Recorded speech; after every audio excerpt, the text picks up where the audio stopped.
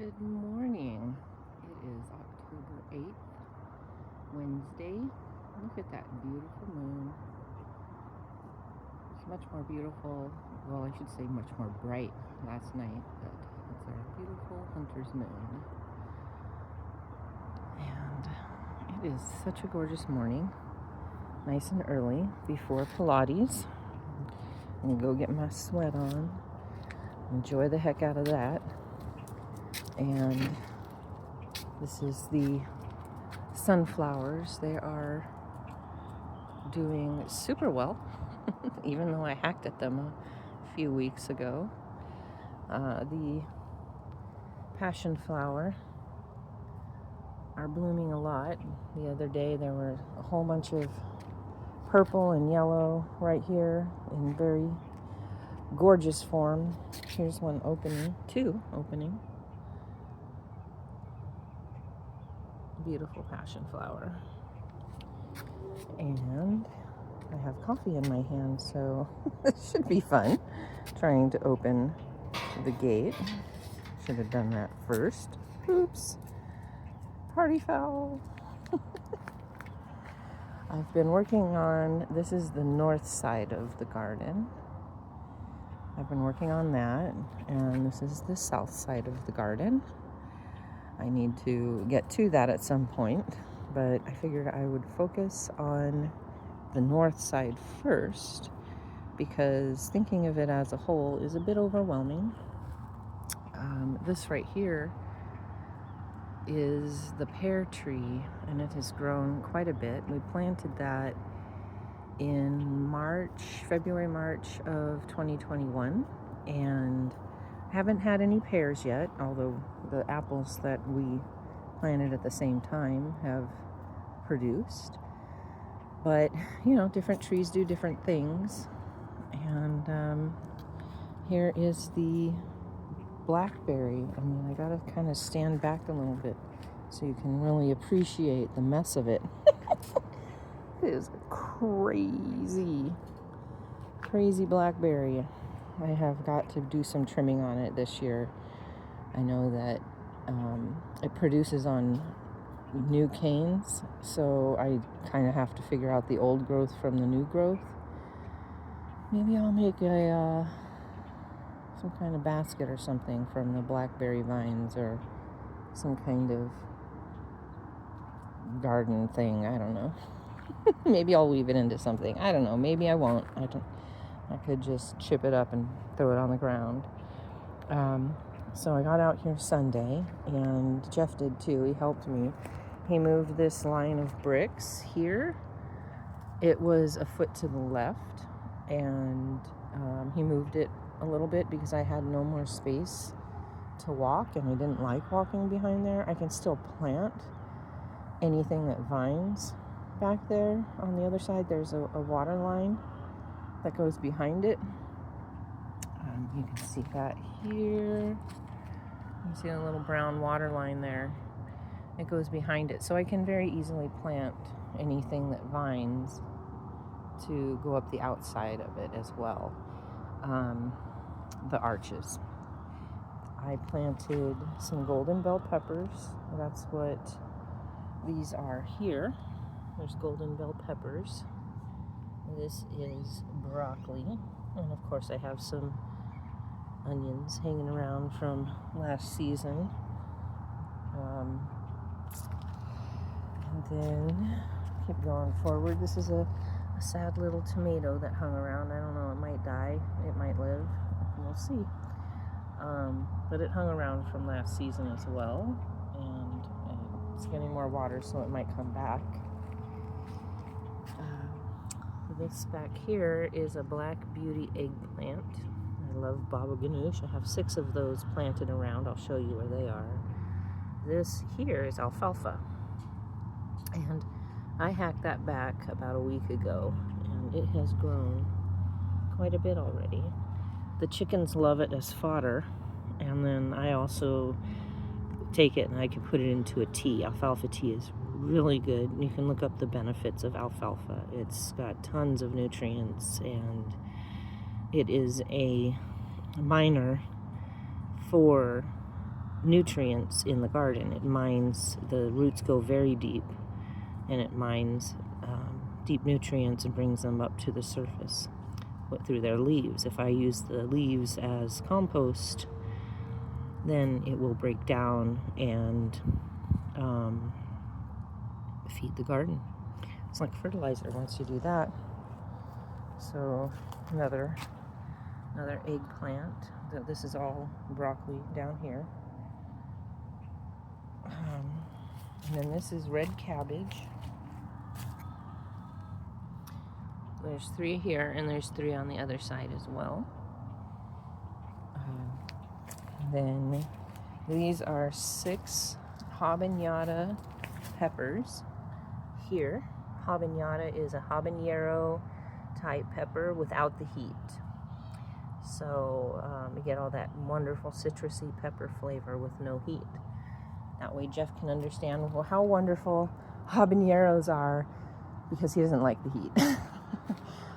Obviously, I hacked the heck out of our lime tree. It was super overgrown, and it has a lot of thorns, so it made it very uncomfortable to walk back here. But I got a bucket and a half of limes, and you can see it is still just loaded. The whole thing is loaded with limes. So I'm gonna do, it's fermented limes. Basically put the limes in a glass jar and then cover them with a saltwater brine. And of course everything has to be very sterile, because it is all going to be sitting there fermenting. And if it's not sterile, if the jar is not sterile, and it's not kept in the right kind of environment, then it can mold or grow bad bacteria instead of good bacteria. When I trimmed the lime, I figured out, I'll go back real quick and say the limes will last up to a year, sometimes more. They do, when you open them, they can have a slightly salty flavor to them, like closer to the rind, but the lime itself stays very fresh.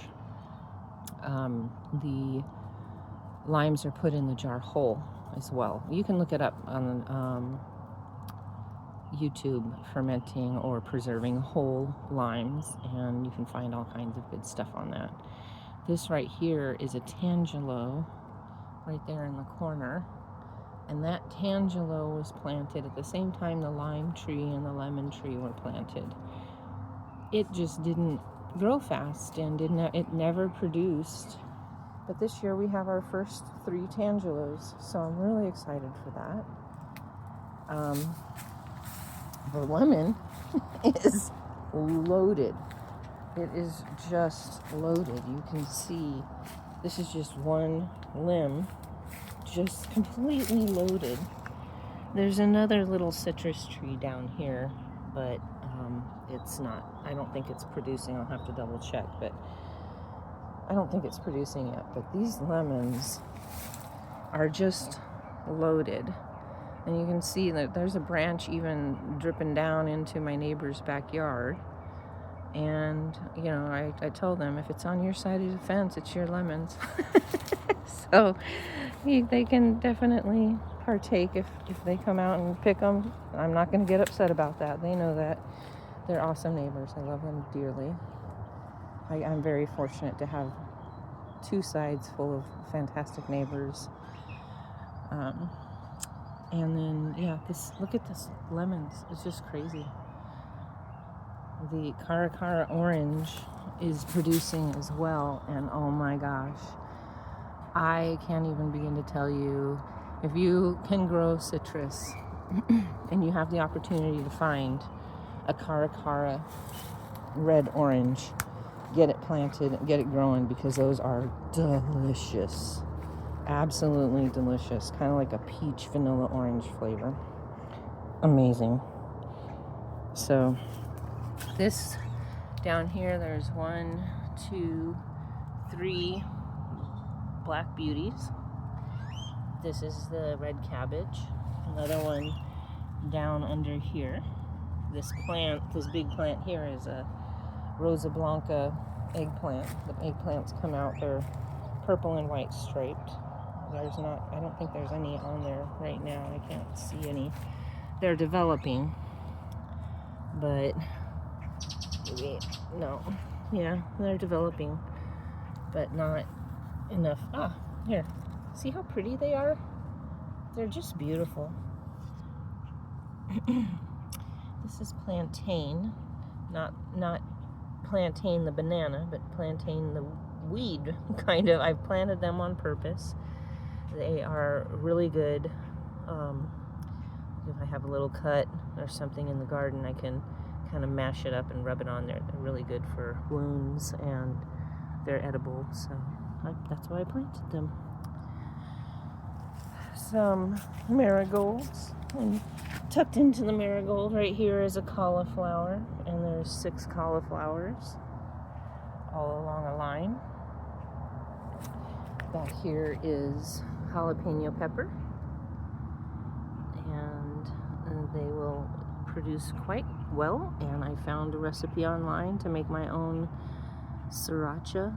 Of course, I used YouTube for that, and I can make my own sriracha if they are left on the plant until they turn red. You can take those and ferment them and add some fish sauce. Is it fish sauce or fish broth or whatever it is? It's real salty, fishy, and it stinks horribly.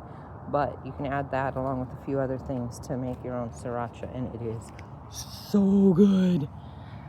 So right here is an Anaheim pepper. This is an Anaheim pepper. I obviously love chilies. I love peppers. This is a little tomato. I think it's a Juliet. I hope it's a Juliet. It's a mini Roma tomato, and oh my gosh, they're delicious, and they produce like crazy. It'll be just dripping off of here. And here's another poop tree. This is another mulberry. So this is 4 mulberries in my yard. I'm probably gonna move it because it doesn't need to be right here. I haven't figured out where I want to move it yet. Maybe the front yard. They're such wonderful shade trees, but the berries are fantastic. And I'm still holding out for a white mulberry. I could go to my friend's house and get a cutting easily, but sometimes it's fun to wait and guess. And then this beautiful zinnias.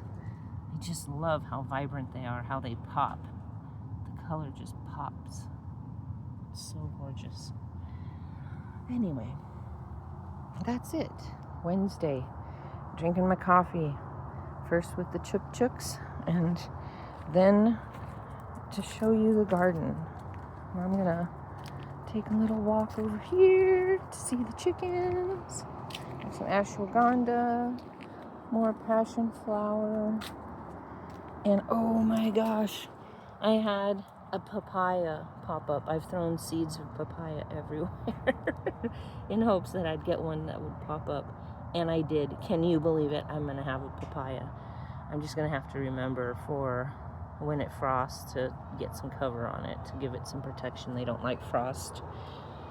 My sister-in-law Susanna and Brett, they have papaya in their yard, but they're in Florida, Miami area, zone 10B, and they can grow everything. It's incredible. Well, they can't grow things that grow in cold weather, but they can grow everything else. They have a beautiful garden. And these are some beans. They look like they're maybe gonna peter out. I don't know. But these were yard-long beans, and I think this is a lemon cucumber. And I haven't had any yet, so I don't know. It could be a cantaloupe. It could be a cucumber. We'll find out. We're looking at rain. Look at this beautiful, gorgeous sunrise. We're going to be getting a whole bunch of rain soon.